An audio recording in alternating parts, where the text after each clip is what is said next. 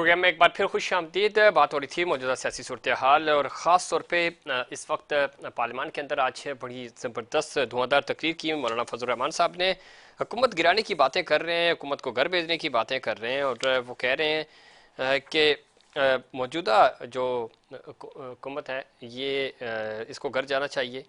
इसकी क्या वजह है और मौलाना साहब इतना सख्त लहजा उन्होंने क्यों इख्तियार किया? और उन्होंने साथ ही साथ ये भी कहा कि इस हुकूमत को पाकिस्तान तहरीक इंसाफ के हवाले कर देना चाहिए, मुस्लिम लीग नून और पाकिस्तान पीपल्स पार्टी को। मौलाना साहब अमूमन हमने देखा कि वो बात तो करते हैं इस तरह की, लेकिन आज बड़े खुलकर उन्होंने ये बात की और एहतजाज की बातें भी की उन्होंने कि हम सड़कों पे आएंगे, दमादम मस्त कलंदर करेंगे, हुकूमत को घर भेजने की बात भी कर रहे हैं। ये सारी चीज़ें हैं। दूसरी तरफ पाकिस्तान तहरीक इंसाफ डील हो रही है या नहीं हो रही, इसके ऊपर बातें हो रही हैं।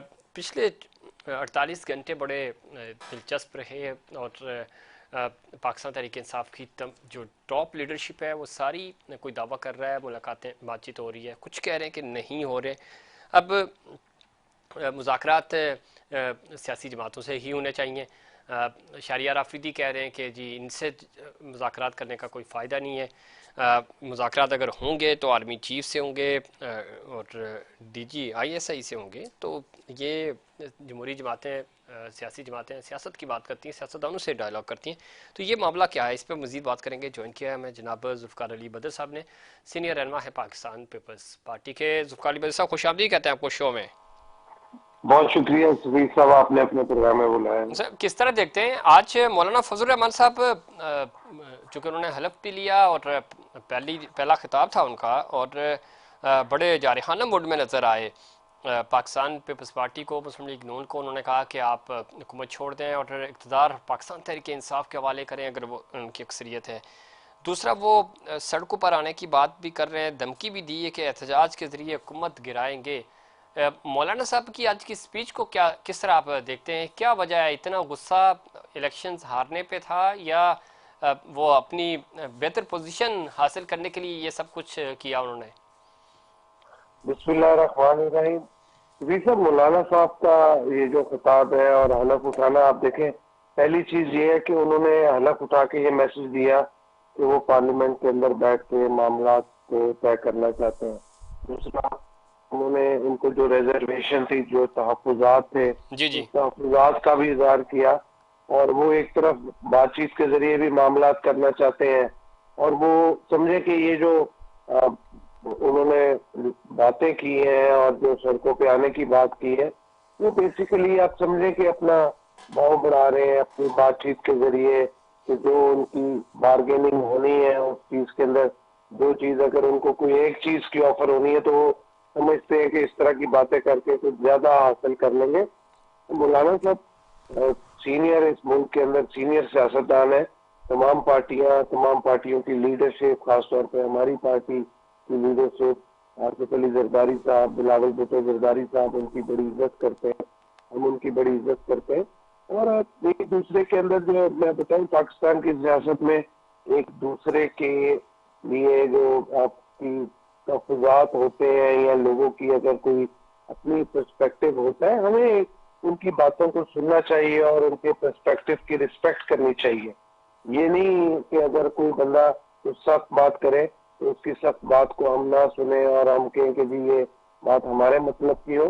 ठीक है, उनकी ख्वाहिशात थी, उनका ख्वाब था कि उनकी सीटें ज्यादा आएंगी, उनको शायद हुकूमत वो बलूचिस्तान की चाहते थे और उतनी वो सीटें नहीं जीत सके और उस तरीके का मामला नहीं बन सका जिस तरह की उनकी ख्वाहिश थी या जैसा उन्होंने सोचा हुआ था। तो उसकी वजह से फिर आपको पता है, जब सियासत के अंदर इतने बड़ी चीजें आप सोचते हैं, ख्वाब देखते हैं, ख्वाहिशात होती हैं, जब वो पूरी नहीं होते तो फिर आपके अंदर तलखी भी आ जाती है, आप सख्त बात भी करते हैं, आप मुखालफिन को अपने साथ जो आपके अलायंस में होते हैं आप उनको भी आड़े हाथ लेते हैं। और मैं समझता हूँ आने वाले टाइम में मौलाना साहब काफी हद तक असेंबली के अंदर बैठ के ही, अगर ये आज पहले पीटीआई के खिलाफ थे, आज पीटीआई के हक में बात कर रहे हैं, तो मैं समझता हूँ बाकी तमाम पॉलिटिकल फोर्सेस, स्टेक होल्डर्स के साथ भी बातचीत करने में और उन सबको इकट्ठा करने में और एक हार्मनी पैदा करने में मौलाना साहब भी इम्पोर्टेंट रोल प्ले कर सकते हैं और उनको करना चाहिए।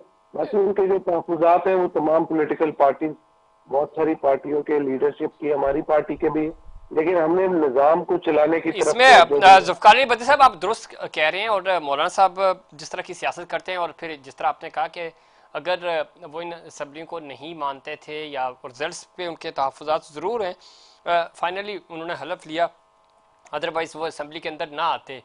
लेकिन मौलाना साहब का असम्बली के अंदर होना ये भी हुकूमत के लिए एक चैलेंज होगा। आप गो के हुकूमत में हैं भी और नहीं भी हैं, चूँकि हुकूमत को आप सपोर्ट ज़रूर कर रहे हैं, कैबिनेट का हिस्सा नहीं है, अपनी समझते कि गेम चेंज भी हो सकता है। मौलाना साहब की एंट्री और फिर मौलाना साहब जिस तरह की सियासत करते हैं जोड़ तोड़, और अगर वो स्टैंड लेते हैं, और जिस तरह हुकूमत अपने कमज़ोर पेपर्स पे अभी भी मैं अगर कहूँ तो, और आप भी इस चीज़ को सेकंड करेंगे, ऑन पेपर बहुत स्ट्रॉन्ग हुकूमत है, लेकिन हकायक क्या है, कैबिनेट कितनी कमज़ोर है, या लोग कहाँ कहाँ से हैं, चीज़ें कैसे चेंज हो जाती हैं। और जिस तरह मैं डार साहब के ऊपर भी आऊँगा, और जिस तरह की टीम मिली है शहबाज शरीफ साहब को, तो और जो अब पावर कॉरिडोर्स के अंदर बातें हो रही हैं पानी पीटीआई के हवाले से भी, तो चीज़ें बहुत सारी तब्दील हो रही हैं और होती हुई नज़र आ रही हैं। अगला मंजरनामा बहुत चेंज होगा।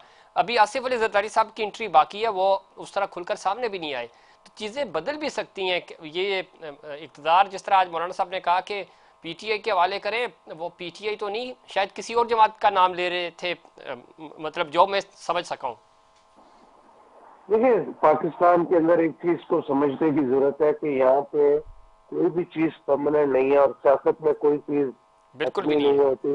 यहाँ पे आज जो हुकूमत में है वो कल को हुकूमत में नहीं होगा, जो कल अ, अ, आज जो ऑपोजिशन में है कल को वो हुकूमत में हो सकता है। तो ये माजी के अंदर देखे 2018 में पीटीआई आई थी, उसके बाद वोट ऑफ नो कॉन्फिडेंस के जरिए जो उनके हरीफ थे, जो उनके साथ बैठे हुए एलाए थे, वो सारे एलाए छोड़ के वो नए पीडीएम के प्लेटफॉर्म पे आके जुड़ गए और उन्होंने नई हुकूमत का हिस्सा बन गए।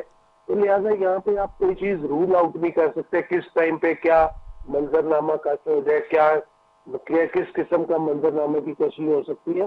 तो आप किसी चीज के बारे में कोई चीज हतमी नहीं कर सकते। हाँ, जहां तक बात रह गई कि मौलाना साहब का असम्बली के अंदर आना, मैं समझता हूँ ये खुशाइन चीज है। मौलाना साहब ने तहफुजात रखते हुए, जो पाकिस्तान पीपल्स पार्टी की लीडरशिप की पॉलिसी थी कि तहफुजात के होने के बावजूद वो असम्बलियों में आए, हलफ उठाया, हुकूमत का हिस्सा नहीं बने लेकिन हुकूमत को सपोर्ट किया।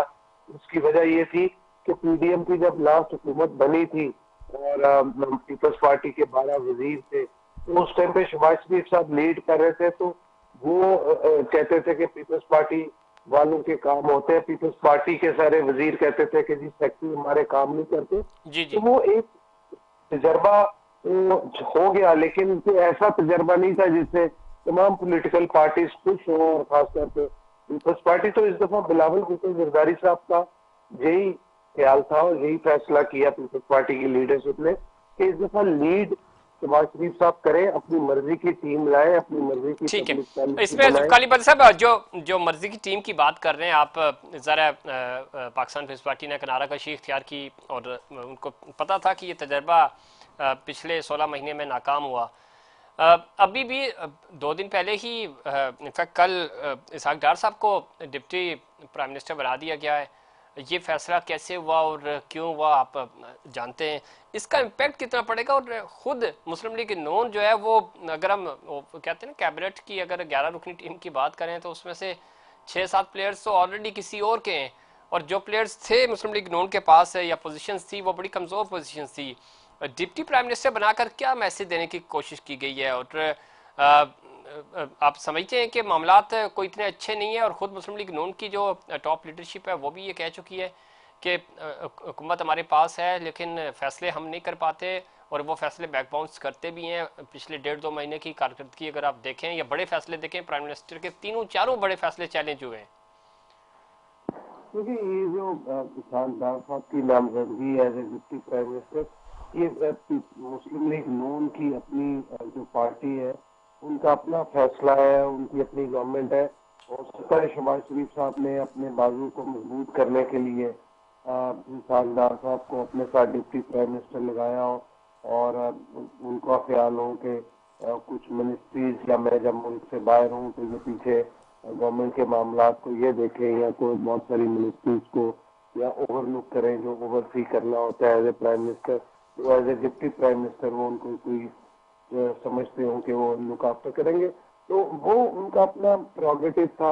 और अगर कोई उन्होंने चीज की है तो जाहिर बात है कैबिनेट सेक्रेटरी ने की है तो उन्होंने आइन और कानून को गो थ्रू करके ही जो है गो थ्रू करके ही किया होगा, तो ये उनका अपना है।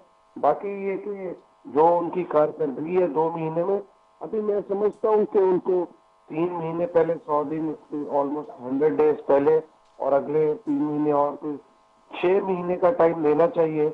नहीं जुल्फकार भट्ट साहब, इसमें तो कोई शक नहीं, कारकर्दगी पे तो हम बात कर भी नहीं रहे कि वो परफॉर्म कर सके या नहीं कर सके, ये तो बहुत बात की बात है। अभी इट्स टू अर्ली कि हम उनकी परफॉर्मेंस के ऊपर बात करें।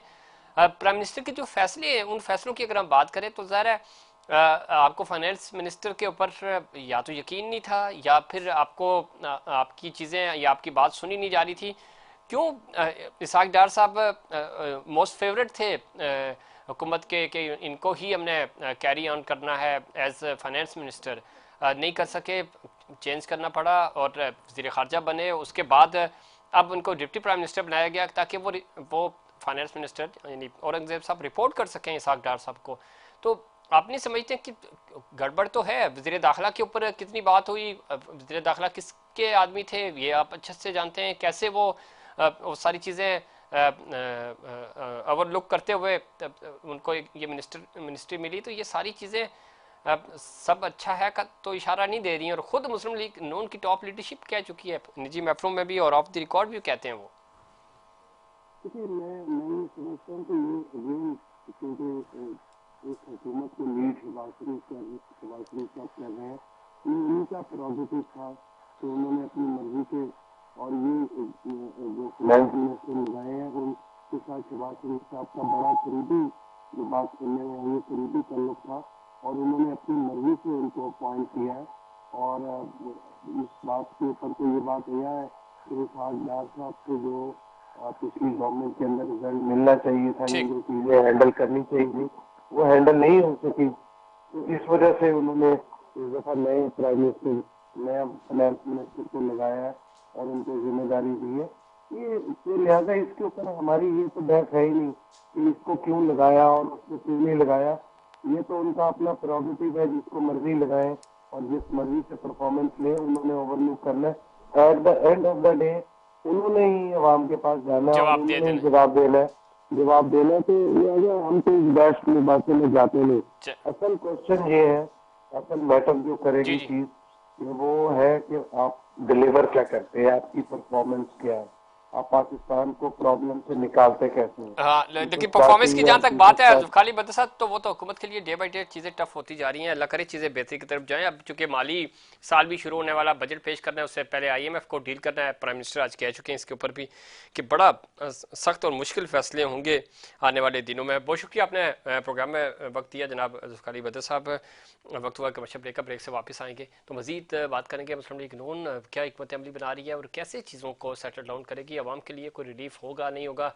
बजट पेश करने से पहले IMF से बजट लेना होगा और IMF की डील लॉक करनी होगी सख्त शराइत के साथ। इस पर बात करेंगे लेकिन उससे पहले कमर्शियल ब्रेक।